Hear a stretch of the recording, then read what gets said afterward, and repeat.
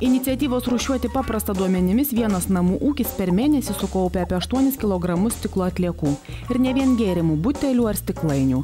Kiek per savo gyvenimą sudaužėte taurių ar stiklinių, o kur metate skilusį stiklinį suvenyrą ar elektros lemputę? Į stiklo rūšiavimo konteinerius galima mesti ne viską, ką vadiname stiklu. Perdirbimui tinka visa stiklo tara, jos duženos ir kita švari stiklinė pakuotė.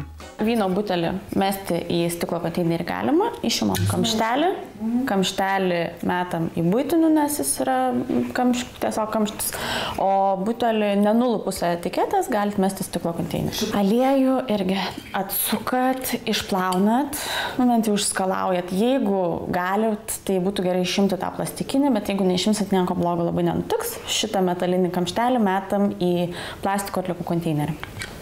Ir tada jau išplautą butelį metam į stiklą. Langinis stiklas, vėlgi, tarkim, jeigu tai būtų lempos gaubtas ir panašiai, yra pagamintas iš kitokio stiklo. Ir jisai tiesiog susimaišė su tuo buteliniu stiklu, jau tada ta tara perdirbta gausis labai prastos kokybės. Iš tikrųjų, net tų butelių negalima išlydyti.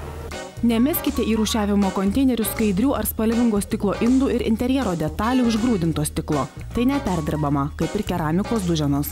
Keramika, kad ir labai norėtųsi ją perdirbti, bet nekeliauja į būtinių atliekų konteinerius, nes tai būtų ir molio priemaišų, ir įvairių kitų priemaišų, ir perdirbimui nėra tinkama. Tai nėra stiklas. Čia šitas stiklas yra netinkamas mesti į stiklo atliekų konteinerį, nes jis yra papildomai apdirbtas ir netinkamas perdirbimui. Tai jį metam į būtinių atliekų konteinerį. Taurės stiklinės irgi keliauja į būtinių atliekų konteinerius, nes jos yra neperdirbamos, jos yra papildomai, tarkim, stiklinė yra grūdinto stiklo, kuris yra neperdirbtamas. Dėmesio, jokių būdų neišmeskite elektros lempučių, veidrodžių, langų stiklų. Vežkite juos į didžiųjų ir pavojingų atliekų priėmimo aikšteles. Atskirai surenkamos ir tuščios vaistų pakuotės.